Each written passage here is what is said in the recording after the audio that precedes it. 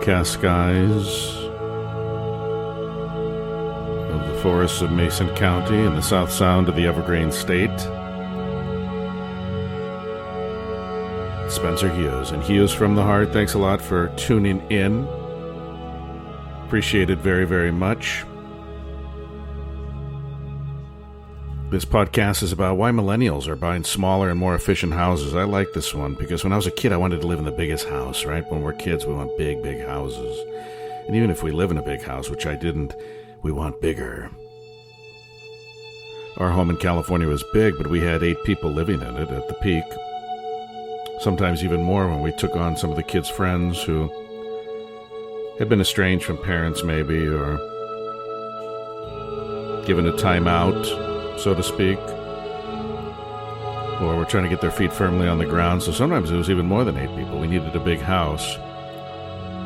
But there were so many nooks and crannies to the house. There were so many areas that were just totally dusted over if we didn't vacuum every day, because there were just rooms that nobody loved, spaces that nobody spent time in.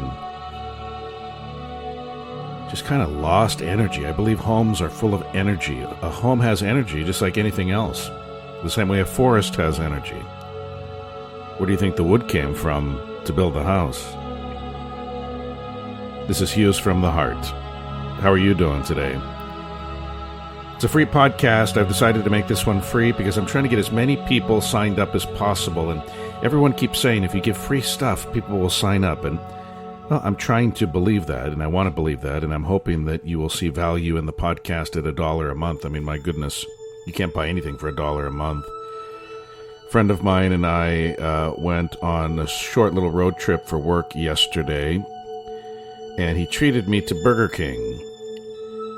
And we each had a couple of items from the so-called dollar menu, the cheap menu, value menu. Large drinks made up largely of ice. And he spent $17 on that lunch. And I thought, my goodness. We even talked about this because I told him about my podcast.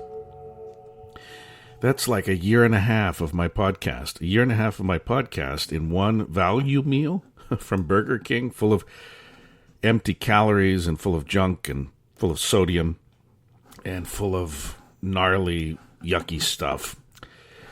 It just puts things in perspective. So this is a free podcast, but I hope after a few of these you will fall in love with the idea of a podcast that focuses on positivity, not politics, unity, not division. Okay, our commonalities, not all of our differences. And I mean differences in the bad way, not in the good ways, because differences are good as well. We've just been taught that they're all bad. We've been taught that differences are all bad, and they're not. It's good to be different from other people. And if you just want to kind of a place you can go to be happy and to contemplate things and to feel good about life and the universe we live in and to hear stories of good people doing good things in a good world, then I welcome you to Hughes from the Heart. It's right here for you. And yes, I'll do free stuff every once in a while. I'm not going to do it all the time. It's not fair to my paid subscribers. It's not fair to me and my family. I'm trying to make a living at this, and if I give the whole candy store away, I can't quite do that, can I? So I'm trying to make a living doing something that makes me happy, and this makes me incredibly happy, talking about stories of how to make our lives better, how to simplify our lives, how to minimalize our lives, how to believe in things like the law of attraction, which exist whether we believe in them or not, prosperity thinking, the power of the subconscious mind, health and wellness topics, and all the things that make life wonderful. That's what you will find here on Hughes from the Heart. This topic is about why millennials are buying smaller, more efficient houses, as I stated a bit ago. And I didn't like the idea when I first saw them of tiny houses. I thought they were kind of socialistic, and it was the way everybody wanted to push us into smaller and smaller little houses. And then the more I looked into it, and the older I get, as I push 50 here real quick, well, I got to push 49 first, but that's coming before I know it, and then pushing 50. I want things simpler in my life. I like smaller things. I like not buying so much crap that I end up throwing into the landfill anyway. Excuse me. So I'm trying to simplify my life the older I get. Maybe you feel the same way. Comment down below, please, what you think of the podcast and what you think of these topics. They're all kind of interrelated topics, kind of wanting simplification, and the older we get. But this was heartening because we're talking about millennials now, roughly between 23 and 38 years of age. And It used to be that the baby boomers got out of college, they returned maybe from the military, they started families, and they bought the biggest houses they could afford, right? Several children and the white picket fence at a young age. They were the first post-depression generation, according to Forbes, and wanted a bigger and better life for their children. Now, things have changed a great deal for the millennials. I'm a Gen Xer myself. Maybe you are one too. But things are different now. Millennials are graduating from college, many of them with huge, huge debts, student loans, credit cards, and other debts. They have limited budgets brought on by these debts and student loans. And millennials are doing several things that previous generations didn't do, such as delaying getting married, if they even get married at all. They're having fewer children, if they're having any at all. And they're doing it later in life than previous generations. And we're all for that. We tell our kids, don't get married young. Don't have kids too young. Get to know yourself first, but that's a whole different thing. I'm not going to lecture you, but I think that we don't know who we are in our 20s. We just think that we do. Most of us have no clue who we are until much later into our mid to late 20s, if not early 30s or beyond. So millennials are also focusing on smaller families, more limited budgets as a reality, and they're buying houses later and seeking smaller, more efficient houses, not these huge, gaudy things with rooms that no one ever enters and hallways that never get walked, bathrooms that never get flushed and used, bedrooms that never get slept in, not even by guests. So I love this article. I love how millennials are looking for simplification in their lives. I think it'll help them as they get older. We have 5 acres in the forest here in Mason County, Washington, and we love it. But it's a lot of work. I don't know that we'd be able to handle this into our 80s or 90s without having a lot of help. We have 4 kids still at home. Lawrence Yun, chief economist for the National Association of Realtors, told the Washington Post, the fact that we're having smaller-sized families, I think, naturally means that the demand for smaller-sized housing would get greater interest than before. So millennials are becoming they are more environmentally conscious as a generation than previous ones. There's no denying that. They've grown up with ecology classes and more environmentally conscious things in their lives and happenings. And there's a concern that we have to have a smaller footprint. And I don't mean that in the socialistic, liberal mentality way that, nobody should have kids and nobody should own a pet and nobody should have a car. I don't mean that. But it does mean that we should be good stewards of the earth and we ought to be good stewards of our families and of our environments, of our communities. And we should only take what we need. And I think there's been a mentality to take 25 times more than you need. Take what you need. Imagine what the earth would be like if people just took what they needed instead of what they thought they needed, or 25 times what they really, really, truly need.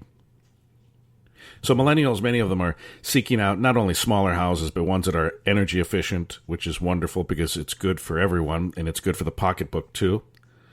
They're looking for homes that are smaller and healthier. They're moving out of cities because the cities are too damn expensive. I just read an article about how San Francisco used to be seen as a city of opportunity, and it might have been in the 40s and 50s and 60s. It isn't anymore. It's a crap hole that smells of urine and feces because the politicians will do nothing to prevent that from happening. They are banning in California shampoo bottles in hotels, but doing nothing about the thousands of needles that people find every week on the streets of San Francisco. So those bigger cities are lost. I see Seattle 2 hours from us falling into the same doom. And in 5 or 10 years, it'll be San Francisco today if it doesn't accelerate. It looks like it's accelerating. It looks like San Francisco of today just about. So you can't blame the young people for moving out of these cities. They're too costly. Nobody can afford to live there anymore, not even the well-established adults. They're seeking houses that are smaller and require less maintenance, lower expenses for heating and cooling and things like that. And I think this is a good thing. There's a growing interest in these tiny houses, these accessory dwelling units, as they are called oftentimes. And it's because of the high cost of housing, the challenges of first-time home buyers, Approximately 18 states have now passed bills through legislation to allow accessory dwelling units in at least some parts of their states. And again, it's testament to how millennials can't afford, or even if they can, they don't want these larger single-family homes.